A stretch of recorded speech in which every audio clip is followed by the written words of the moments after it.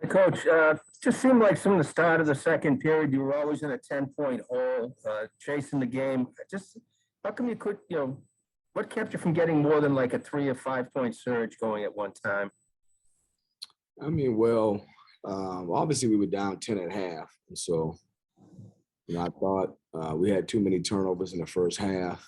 Um, we gave them an opportunity to get out and run and get some transition. And they made us pay every time with threes. And so I thought the second half, we got it. It was 10. And they made a couple tough shots, and the iron was unkind for us. We're a good shooting team, but, maybe the zone affected us some. But the iron was unkind. And then we found our rhythm. It took us too long to find our rhythm mid second half, where we started to really attack the paint, get it inside more, which we tried early. And for whatever reason, they covered it up. So again, yeah, I mean, you got to give Syracuse some credit. Anytime we had any life to get it to 7 or 8, those guys would make a shot. Go to Andy. Hey, Earl, yeah, you mentioned the zone and trying to get the ball inside a little bit at the beginning of the game. What was the approach for you guys trying to attack that 2-3 zone that can kind of swallow you up inside?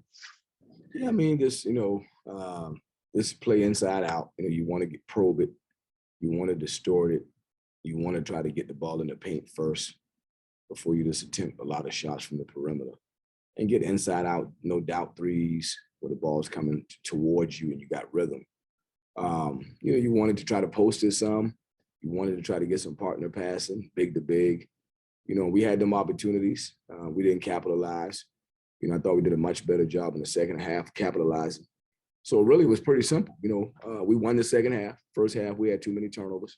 We didn't make shots at the rim. And, we were a little bit better in the first half. Could have been a different game. Ken? Earl, you talked about the first half and then the second half. When you don't see the zone a lot, is it a matter of just not overpassing and just trying to learn where those spots are? And is that what it actually came down to in the second half? I think some of it was that, and I really told the guys, most times you play against a team that's going to play zone for 100% of the game. Sometimes it takes you a little while to find your rhythm. I say that's okay. I think the biggest difference was, we were a lot more confident and a lot more poised in the second half. We would have liked to have, found that poise and that confidence in the middle of the first half and not, in the second half. So again, we needed to be a little bit better. But our guys played really hard. They competed. We had the most assists we've had all year. One of the top nights of assists all year. We held them to 38%, I believe. So there were a lot of good things taking place, but in a nutshell, we needed to be a little bit better. We need to take care of the ball a little bit better, make a few more shots, and be a little more sound on defense, where I thought we gambled a couple of times where we got too excited and got out of position and gave them, Gerard got into the paint because we were, pressuring him so far out away from the basket. And, we overhelped at the rim and they dumped it to a big guy. And then a couple of loose balls, 50-50 balls we needed to get. So the soundness defensively, we could have been better, but you're talking about a 2-possession game or 3-possession game with 4 minutes to go. We were right there. We had our opportunities. Rich? Just talk about Quentin Post a little bit. 7 offensive, 7 defensive boards. And not everything he did was 7 feet tonight, it seemed like. Yeah, he had a good game, 14 and 14. He really gave us a good lift, a double-double game. I mean, he was 7 for 13. So again, we got the ball inside. We did get it inside some. And so thought he played well for us. It was nice to see him, rebound the ball the way he did. We got their big guy fouled out of the game, which was one of our goals. So there were some positives there. Hopefully Quentin can build on that. That was a huge game for him, as a first-year guy in our program. All right, back to Andy and then to Dan.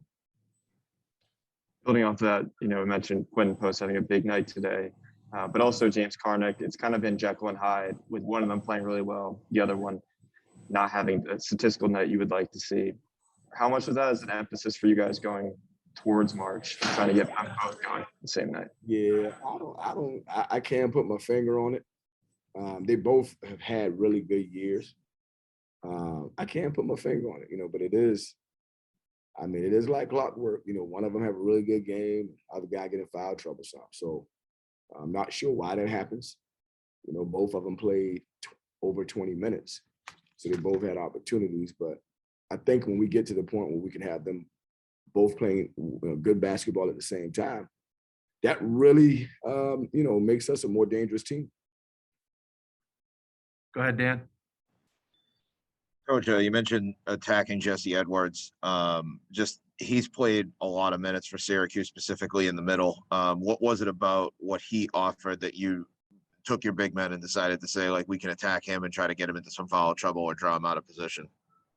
Well, the biggest thing was just, it wasn't so much about trying to foul him out of the game, but we wanted to make sure we had a post presence. And so, we wanted a post presence. I thought we did have a post presence. We wanted to throw the ball inside and make sure we had, some balance, not just take threes, but, get it inside as well. And so because we did that, we were able to, be aggressive around the rim. And, the result of that, he got in foul trouble early, which really helped us. So it really was just an emphasis to get the ball inside. Andy? A big reason why you guys got back on track offensively in the second half was Jaden Zachary, 16 points in the second half, 0 turnovers. Has his development this season exceeded your expectations, just being a JUCO transfer, still first year of the program? Yeah, he was another, that's promising. He's another first year guy in the program. He had a big night. I don't know if it's his career high, but we are, a couple points away from, a couple rebounds away from a double-double, a couple assists away from triple-double, so for him to be a freshman, that's good. A freshman in our program, he's got 4 years. Again, he played hard, he played well. Again, we just needed to be better in the first half. We let the game get away from us, 10 points, and probably was a little bit too steep of a hole for us, being down 10 in the first half with a team that potent on offense. So we needed to be a little bit better.